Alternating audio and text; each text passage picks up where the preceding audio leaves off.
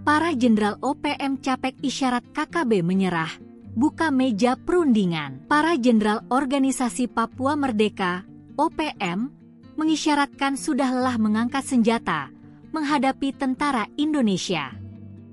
Pasalnya, para petinggi OPM sudah membocorkan jika mereka akan membuka meja perundingan dengan Indonesia. Ketua Komisi Hak Asasi Manusia Perwakilan Papua, Fritz Ramande mengungkapkan, Tentara Pembebasan Nasional Papua Barat Organisasi Papua Merdeka, TPNPB OPM, bersedia untuk melakukan perundingan. Pernyataan ini disampaikan Fritz dalam konferensi pers di kantor Komnas HAM Perwakilan Papua, Kota Jayapura, Selasa, 10 Desember 2024. Tahun 2022 atau 2023, kami sudah mengunjungi 13 markas aktif TPNPB OPM dan mereka bersedia untuk dilakukan perundingan, kata Fritz.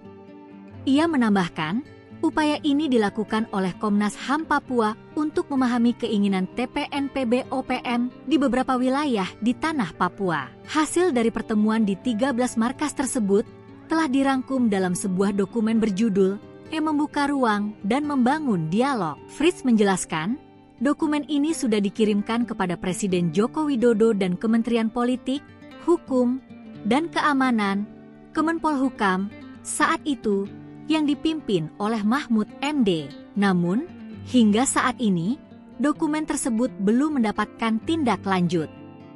Kami apresiasi meskipun demikian, di era Presiden Jokowi, kasus HAM Paniai bisa diselesaikan, ujar dia. Fritz juga meminta agar TPNPB OPM dan aparat keamanan TNI Polri menghentikan kekerasan bersenjata di wilayah Papua. Ia menekankan pentingnya pendekatan penegakan hukum dan kemanusiaan dalam menyelesaikan permasalahan yang ada.